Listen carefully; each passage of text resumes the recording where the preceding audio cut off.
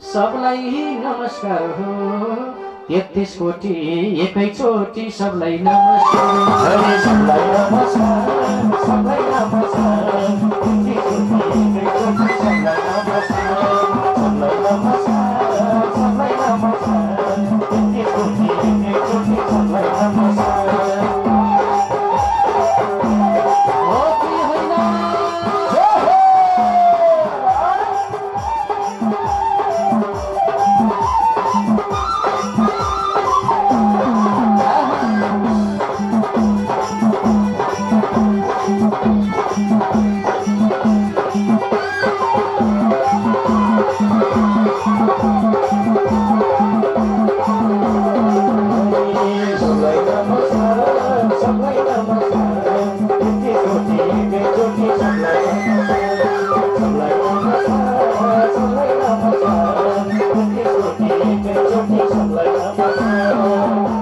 खान्छन् के गर्छन् बेला के हो भन्दा वाल्मीकिको तयारी गर्नु हो शास्त्रको तयारी गर्नु हो त्यसै गरी रामलाई उल्टा पाल्टा जे भने पनि पुण्य प्राप्ति हुने आज रामले फेर लगेर दिँदा पनि मलाई आउँदैन म त जान्दिनँ भन्छ नि मूर्ख लैजानका लागि यमराजहरूले विचार गर्दैछन् त्यही बेला जरक जरोकका यसो उठ्ने शरीरलाई यसो तैपनि अलिकति 2-4 दिन बाँच्न सक्छु कि भन्ने लट्ठी टेकेर धर्मराउँदै अजामिल भन्ने वाला पण्डित हो पहिलेका पण्डित अहिलेका मतिभ्रष्ट भएका व्यक्ति आज आएर सरसयमा आनन्दले सुत्नुभयो हे भगवान यो बुढ्यौलीले छोए पछाडि त आँगन पनि परदेश जस्तो हुँदो रहेछ आनन्दले सरसयमा आएर अजामिल सुत्यो अब त अन्तिम समाधि हुन लाग्यो सुत्नुभयो त्यही बेलामा अजामिलले भगवानको विरोधाभास गरेछ नाम जप्दैन यो पापीलाई लिएर आऊ भन्ने धर्मराजको आदेश भयो त्यही मौका छोपेर यमराजको दूत पापिष्ट अजामिललाई नरकपट्टि लैजानका लागि चिच्चाउँदै मर्त्यलोकमा यमराजको दूतको आगमन भयो आज म तलाई हेमराजले मलाई पठाएर कतेर आफूलाई वैकुण्ठ होइन नर्क लानको लागि भनेर यहाँसम्म आउँदैछु पापी अधर्मी अजामिल तँलाईमा कुन पाप काम गरेको नर्कमा लगेर चपाल्नेछु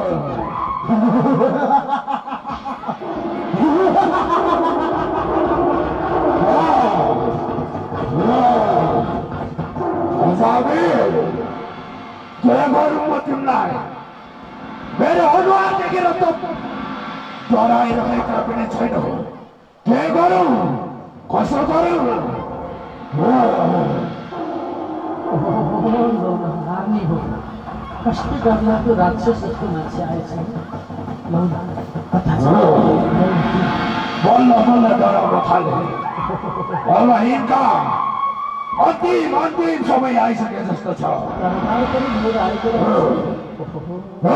तपाईँले काट्नु हुने लिएर आएको भयो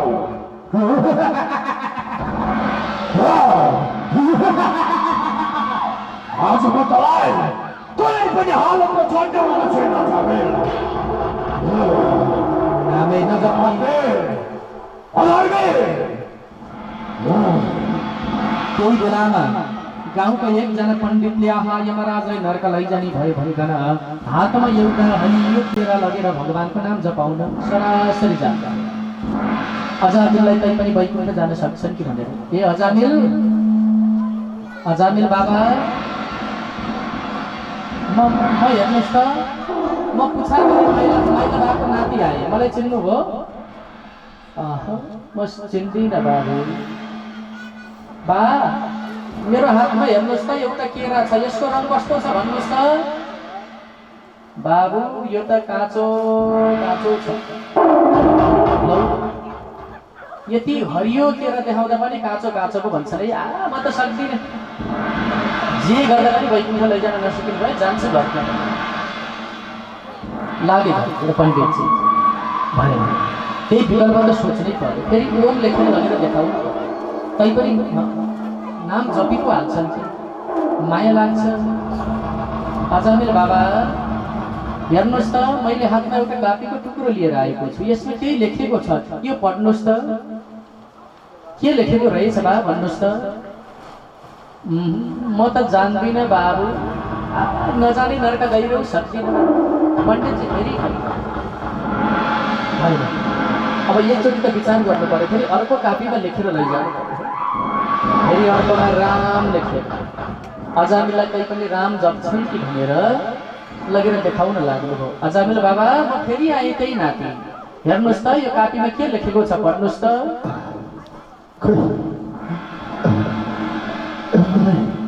के थाहा आउँदैन। बुझ बचाएका नर्कतिरै गए हुन्छ, म सक्दिनँ, जान्छु भने। पण्डितजी पनि फर्केर अहिले भर्खरै नारायण नारायण नाम जपिरहेको छ हाम्रो मालिक भगवान विष्णुको। यसरी वैकुण्ठ लैजान आएको विष्णुको आदेशबाट।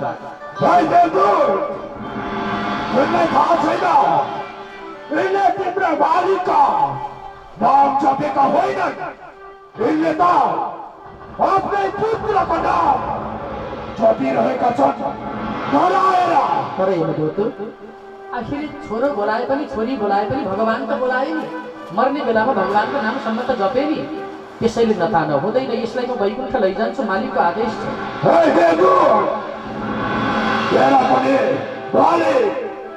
युवराजको आदेश छ, यस पापी अधर्मी अजामिललाई युवलोक लिएर आउनु भनेर। त्यसैले तिमी तिम्रो बाटो लागि हौ, यिनलाई म युवलोक लिएर जान्छु। म लिएर जान्छु, यो अजामिललाई म माथि लैजान्छु तान गर्नलाई। खुट्टापट्टि तान्ने देवदूतले ताना तान गर्दा गर्दा गर्दा गर्दा गर्दा छक्क अजामिल अहिले यो संसारबाट भनेर जानुभयो। अजामिल मर्नुभयो, मरेको शरीरलाई ताना तान गर्न लाग्यो। अब त मरिसक्यो, अब यसलाई नचलाऊ, अब त यसलाई म माथि लैजान्छु, यसको आत्मालाई। यिनका आत्मालाई युवलोक लगेर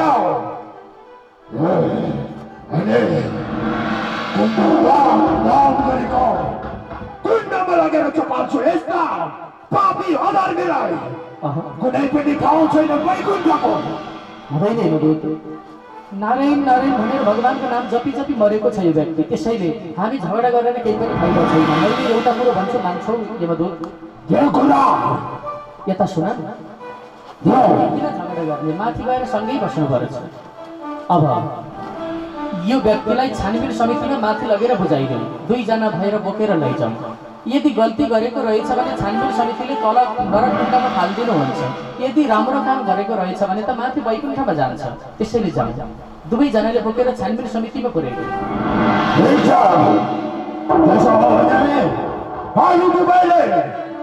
मरेको लासलाई लिएर जाऊ, पाप गरे नरकमा, धर्म गरे वैकुण्ठ।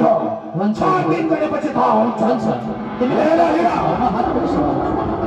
आज अजामिललाई यमदूतले खुट्टापट्टि देवदूतले हातपट्टि समातेर छानबिन समितिमा पुर्याउनका लागि माथिल्लो लोक लिएर जाँदै हुनुहुन्छ। अन्य समानको कथा यस प्रसङ्गबाट।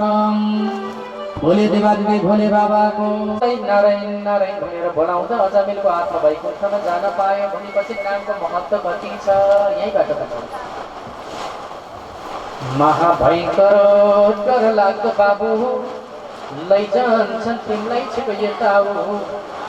बाबु नारायण भनेर बोलाउँदा यमराजको दूत दक्षिणमा टोलाउँदा यो मेरो बाबु नारायण नारायण भनेर बोलाउँदा देवदूत आएर यी अजामिलको मरेको त्यो पार्थिव शरीरलाई पनि तानातान गर्नेवाला देवदूतले यमदूतलाई फिर्ता गरेर छानबिन समितिसम्म पुर्याएर त्यहाँबाट मर्ने बेलामा नाम जपेको रहेछ भन्ने सिद्धान्तबाट अजामिलको वैकुण्ठ।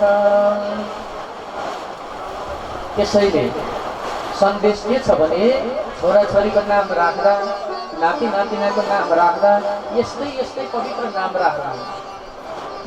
किनकि भगवानलाई भुल्यो भने पनि मर्ने बेलामा सन्तानलाई बोलाउँदा हामी पनि माथि जान पाइँदैन।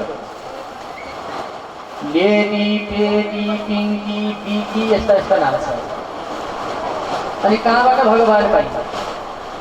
न भगवानलाई सम्झन सक्यौँ, न छोराछोरीलाई बोलाउँदा भगवानको नामको महिमाको फल पाइन्छ। कृष्ण बलराम घनश्याम वासुदेव नारायण गोविन्द राम लक्ष्मण यस्ता यस्ता पवित्र पवित्र नाम राख्नु। गायत्री सावित्री देवकी यशोदा योगमाया राधा लक्ष्मी उमा सावित्री लगायत छोरी नातिनीको नाम राख्नु। थाहा भयो नि? अहिले त के गुरुबाले एउटा नाम राखेर जानुहुन्छ, गुरुबा घरमा पुग्न नभ्याउँदै बुढाबुढीको घमासान लडाइँ पर्छ। मेरो नामबाट भन्ने श्रीमती, तैँले भन्दा हुन्छ मेरो नामबाट भन्ने श्रीमान। दुईटाको नाम मिलाउँदा मिलाउँदै आत्मदेव र धुन्दुलीको मिलाउँदा धुन्दुकारी भए जस्तै हुन्छ। कहाँ कहाँ पुग्छ कहाँ? तैँले कि मैले लिए भन्छ बाउ चाहिँ। ए ल्याउन त हजुरले ल्या, मैले बोकिया कि हजुरले बोकिया बेटा भन्छन् फेरि त्यहाँ। अब कुरो गरिसक्दैछ। नारीको सम्मान हुने भएको हुनाले छोरी मान्छेकै जित हुँदो रहेछ। नामलाई जुदाएर बाबा आमाको नामसँग मिलाउँदा नाम कहाँ कहाँ पुग्यो कहाँ कहाँ पुग्यो। त्यसैले नरणको नामलाई गोप्य राख्नु। कुनै पनि पूजा अर्चना गर्दा प्रतिज्ञा सङ्कल्प गर्दा मात्रै त्यो नामलाई जागृत गर्नु, त्यसलाई जोड्नु। अरू बेलामा बोलाउने नाम चाहिँ राम्रो राखौँ है। सबैलाई अब भावी सन्ततिहरूको नाम राख्न चुले निम्तो भर्खर विवाह गरेका जोडी हुनुहुन्छ भने श्रीमतीलाई खुसुक्क राम्रै नाम राख्दै हुन्छ, श्रीमानलाई पनि खुसुक्क राम्रै राख्दै हुन्छ है। नामको महिमा छ।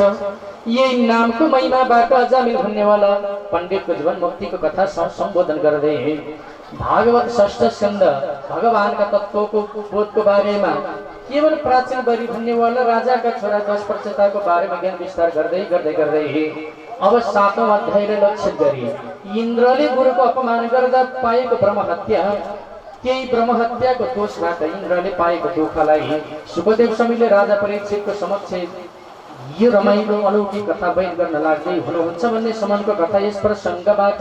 बोले भागवत भगवान की जय हो। श्री कृष्ण गोविन्द हरे मुरारे ये नाथ नारायण वासुदेव। करने वाला कश्यप प्रजापति का छोरा अदितिको गर्भबाट जन्मेका इन्द्र, तिनै इन्द्र भन्ने राजाले राज्य चलाइरहेका छन् स्वर्गको। त्यही बेलामा एक दिन ब्रह्मसभाको सत्र चलेछ। सबै उपस्थित भएका छन्, इन्द्रलाई नमस्कार गरेका छन्। कुल पुरोहित गुरु वशिष्ठ गुरु विश्वामित्र यानी कि बृहस्पतिजीको आगमन भयो। सबैले गुरुदेव नमस्कार भने पाउमा परे, तर तिनै बृहस्पति गुरुलाई इन्द्रले नमस्कार गरेनन्। किनकि इन्द्रले विचार गरे म त राज सिंहासनमा छु, सबैभन्दा ठुलो राजआसन हो। गुरुले पनि नमस्कार गर्नु भएन। राज आसनमा बस्नेवाला ती राजाले पनि गुरुको पाउको सेवा गर्नुपर्छ। यो संसारमा 3 आसन मध्येमा पहिलो आसन रहेछ व्यासासन, दोस्रो आसन रहेछ राजासन, तेस्रो आसन रहेछ योगासन। यो 3 आसनको सबैभन्दा ठुलो व्यासासन भन्ने बुझेर गुरुले पनि नमस्कार गर्नु भएन। इन्द्रले पनि म नै ठुलो छु भनेर मेरो प्रजा समान हो भनेर नमस्कार गरेनन्। त्यही बेलामा गुरुलाई सबैले नमस्कार गर्दा इन्द्र एउटाले नमस्कार नगर्दा थाहा भयो कि इन्द्रले मेरो अपमान गर्यो। हे मूर्ख, त्यसै तँलाई घमण्डी भनिया होइ, तैँले मेरो अपमान गरिस्, त्यसमा पनि समाजमा अपमान गरिस्। यदि गुरुको अपमान समाजमा कहिल्यै नगर्नु, गुरुलाई केही भन्न मन लाग्छ एकान्तमा बोलाएर श्रीमानले श्रीमतीको, श्रीमतीले श्रीमानको चर्चा समाजमा अरूलाई सुनाएर नगर्नु, एकान्तमा जे भन्न मन लाग्छ भन्नु। बाबा आमाले आफ्नो सन्तानको, छोराछोरीले बाबा आमाको चर्चा समाजमा अरूलाई नसुनाउनु, जे भन्नु छ घरभित्र बसेर कुराकानी गर्नु। चेलाले गुरुको, गुरुले चेलाको कहिल्यै समाजमा चर्चा परिचर्चा नगर्नु। नराम्रो जे भन्न मन लाग्छ भित्र बसेर जे मन लाग्छ माझ। एउटा मितले अर्को मितको नराम्रो चर्चा कहिल्यै पनि समाजमा नगर्नु। जे भन्न मन लाग्छ भेटेर एकान्तमा भन्नु। अब अन्तिम तत्त्व प्रजाको नराम्रो चर्चा राजाले, राजाको नराम्रो चर्चा प्रजाले कहिल्यै पनि अरूले सुन्ने गरी बेइज्जत नगर्नु। जे भन्नु छ कसुक्क सुटुक्क भन्नु, पर्दाफास गर्न नहुने कुरा यही हो।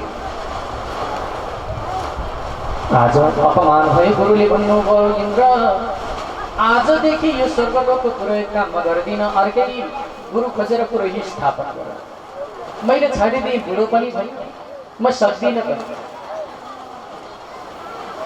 गुरुले तिरस्कार गरेर स्वर्गलोकको पुरोहित कर मलाई छाडिदिनु। पुरोहित पुरा भनेको सहरको, हित भनेको उद्धार गर्नेवाला व्यक्ति जो जसको नाम हो पुरोहित। अहिले अहिले बाजे भन्ने चलन छ, शङ्ख बजाउने भएर बाजे भने, बुढो भएर बाजे भने होइन। हिजो बिहान मलाई एकजना आमाले बाजे भन्नुभयो। होइन, आमा कति वर्ष हुनुभयो होला, म कति वर्ष भयो होला भनेर यसो सोचेको। फेरि पनि बाजे कुन बेलाबाट कथा सुरु हुन्छ भन्नुभयो, यसो छामेको। अचम्म लाग्यो, किनकि शङ्ख बजाउने भएर बाजे। गुरु गु भनेको अन्धकारलाई, रु भनेको हटाएर उज्यालो प्रकाश दिने भएको हुनाले जसको नाम हो गुरु, शक्तिशाली। गुरुको कृपा बिना जीवन मुक्ति हुन सक्दैन। चेला गुरुले आशीर्वाद दिएको छ, त्यति महान हो। ब्रह्माजी पनि गुरु, विष्णु पनि गुरु, शिवजी पनि गुरु, सर्वस्व सारा संसार भनेको चेलाको गुरु नै हो। गुरुभन्दा ठुलो चेलाको लागि कोही छैन। जसको ध्यान गर्नाले, जसको मनन गर्नाले गुरुले दिएको वाक्य त्यही मन्त्रबाट नै उद्धार हुने, अन्तिम अवस्थामा गुरुले दिएको आज्ञाबाट नै सत्मार्गको पहिचान हुने। यसैले भनिन्छ गुरु गुरु पनि तीन प्रकारको हुन्छौँ हामी। बोले सद्गुरुदेव भगवानको जय हो। नम्बर 1 गुरुदेव, नम्बर 2 गुरुजी, नम्बर 3 गुरुज्यू। के होला त? वेदको प्रवचन, शास्त्रको प्रवचन दिने, शास्त्रमा आधारित भएर तत्त्वको ज्ञान सत्सङ्ग महिमा दिनेवाला गुरुदेव। जो हामी गुरुदेवको छत्र छायामा छौँ, गुरुदेवहरू हुनुहुन्छ, बस्न पाछौँ, भाग्यमानी छौँ हामी। गुरुजी स्टेरिङ घुमाउने, गाडी चलाउने। गुरुजी गुरुजी गाडी कुन बेला जान्छ होला, कहाँसम्म पुग्छ होला गुरुजी भन्छौँ। पहिलो शास्त्रको प्रवचन दिने गुरुको पनि सम्मान गर्नु, स्टेरिङ घुमाएर गाडी चलाउने गुरुजीको पनि सम्मान गर्नु। नत्र भने गुरुजी रिसाउनु भयो भने त ऱ्याङ्गा ठ्याङ्गा बर्बाद हुन सक्छ, गाडीको मोड जता पनि जान सक्छ। तेस्रो भनेको सम्मानित व्यक्ति, राम्रो बाटो देखाइदिएर सम्मान गरेर आधार भाव राख्नेवाला गुरुज्यू। हामी कार्डमा लेख्छौँ नि, नाम लेखेर फलानु ज्यू भन्छौँ कि भन्दैनौँ, सम्मान गरेर। तीन गुरु सम्मानित छन्। तीन गुरुको सम्मान हुनुपर्छ भनिकन राजा परीक्षितलाई सुखदेव स्वामीले सम्बोधन गर्नुभयो। अहिले अहिले यो समाजमा हामी गुरुको जानी अपमान गरिरहेछौँ, हो कि है? जसले क ख पढाएर हामी यो स्थानमा पुगेका छौँ, जसले एबिसिडी पढाएर 1 2 3 4 पढाएर यो स्थानमा पुगिरहेका छौँ। आज तीनै गुरु जुन स्कुलमा पढाएको त्यही हुनुहुन्छ। चेलाहरू कोही पाइलट बने, कोही इन्जिनियर बने, कोही पण्डित बने, कोही गुरु नै, शिक्षक नै बने। वर्ष दिनमा एकचोटि घर आउँदा ती आफूलाई यो स्थानमा ल्याउनेवाला, जग बसाइदिनेवाला गुरुलाई बाटामा देख्यो भने फेरि ती बुढालाई भेट्यो, ल्याङ गर्छ, म त यो बाटो जान्छु भन्छ, भेटै नगर्नु खोज्छ। जसको माध्यमबाट म यो स्थानमा आइपुगेँ पहिल्यै विचार गर्दैन। गुरुको ज्यादै अपमान छ, गुरुको सम्मान गर्नुपर्छ। बाहुन बाघ बाहुनले खायो, बाहुन जस्तो बाहुनले भ्यायो, भसक्कै पारेको छ। त्यही बाहुन नभइकन कसै काम चल्दैन। जन्मिँदा बाहुन चाहियो, मर्ने बेला बाहुन चाहियो, बाहुनले नतारी गर्न पाइँदैन। बाहुनले खायो, बाहुन जस्तो अरे बाहुनले जस्तो हुन्छ, कहिले नराम्रो चर्चा हुन्छ। लो नानी, घरमा श्राद्धको सरदम तयारी गरिसके, बुढा ती बाहुन कहाँ पुगेछन्, ती कपरे किन आउँथे अहिले अरे कपरे कहिले भनिदिने भए त चरसका काँसका थाला दिँदा थाले भइन्थ्यो। टपरीमा दिएछ, अब टपरी भन्ने मिल्छ। कति घरको दुना घिउ स्याहारेर होला, कहाँ आइपुग्छ अहिले 4 बजे आउँदैन भो भुल्के कि आमा भो नचिताउ। कति दुना घिउ दिएछ त हरेस कहाँ तान्नु जान्छ, जम्मा बनाउनु पर्यो। हो बुढा छोरजबस्ती पिण्ड किन आउँथे अहिले कति घरमा पिण्ड गुन्टे आएर भ्याउनु परिएको छ कहाँ आउँथ्यो अहिले पिण्डे भन्ने नाम पुरै भन्दा होइन पिण्ड उसो बाबुमालाई दिए बाहुनलाई दिए दिने बेला बाबुमा पितृलाई पिण्ड दिने भन्ने बेला बाहुनलाई पिण्ड दिए अनगिन्ती छ सही शास्त्र छ त्यति राम्रो पुरोहितबाट छिटो भनियो होला पुरेत भन्न थाल्यो त्यो पनि ठिकै थियो अब छोरा नाति पाना त पिरेत भन्छन् भन्नेको डर भइसक्यो अब पहिलो छ खाने गरेर पिरेत हो जिउँदै कोही पिरेत हुन्छ खेती अपमान भइरहेछ बिचरा अब नारायण हरि भन्दै बाहुन आइपुग्नु भयो श्राद्ध गरेर सङ्कल्प पढ्न थाल्नु भएको छ गुरुबाले श्रीमान श्रीमतीको आँखा दुख्छ हेर त बुढा बाहुनले गुना हेरेका त त्यही गुना पैसा छ कहाँ हेर्ने त बाहुनले गुरु गरी साथले छैन श्राद्ध भ्याइयो तब त दिएको सिधा सर्द बटुल्न त पऱ्यो नि पऱ्यो दुना घिउ खनाउनै पऱ्यो दुधमा नुन खनाउनै पऱ्यो बेसाहरू धुन्न बनाउनै पऱ्यो चामल टौटेकाउनै पऱ्यो टपरीको बिचरा गुरुले टौटेकाइरहनु भएको छ टपरीको चामल लौ न बुढा म त लाजले भोतोकै मरि लोभी पनि यति लोभी हुन् र हाम्रा बाहुन टपरीभित्र गएको दुईजना दाना चामल पनि टौटेकाइरहेछन् हे भगवान् होइन त चामल बाहुनलाई दिएर लानु खोजे होइन किन दुईटा एउटा भयो नि सिन्का उडाएर लाने पनि आफ्नो छ अधिकार दिया हो कि होइन टपरीको भर्सकै नितारेर बिचरा पोको बनाएर झुन्नाएर बाहुन घरतिर लाग्नु हेर बुढा हेर कति राम्रो स्वाको आएर दस भेट न्याङ बनाउनु तिन त्यहाँ लटर पटर 17 गरे त्रिपन्ताम भने लगे 2 दिनलाई पुग्ने अब त्यही बाहुनको चर्चा श्राद्ध सकेर खाना खाएर चौतारासम्म हुन्छन् तेरो बाहुन कस्तो मेरो बाहुन यस्तो यही बाहुनको चर्चा एकचोटि हामी विचार गरौँ त जसले कोरा बारेर बसेको प्रिय पुत्रलाई कसैले छोयो भने पहिलो दिनबाट क्षेत्र बस्नुपर्छ 7 दिन भए पनि पहिलो दिनबाट सुरुवात गर्नुपर्छ त्यस्तो प्रिय पुत्र छोड्नुपर्छ बाहुनले अनि हामी किनै गुरु बाहुन पुरोहितलाई अपमान गर्छ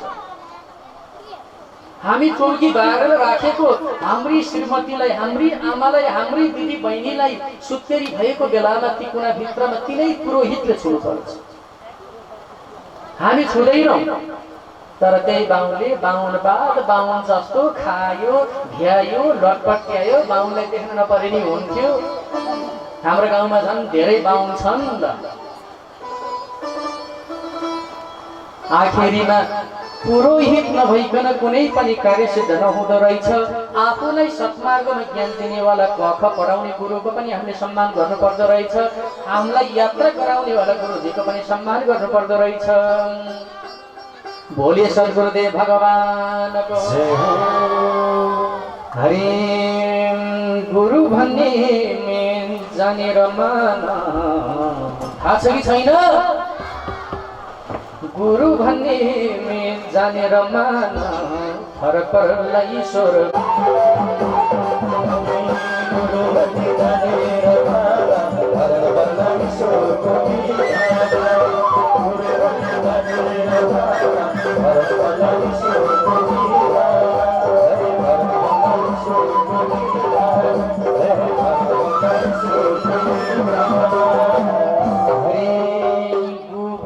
अंधकार रूले प्रकाश जान्नु भनेको अंधकार रूले प्रकाश जीवन मुक्ति हुने भई सज्जन गुरु मान्नु गुरु भन्ने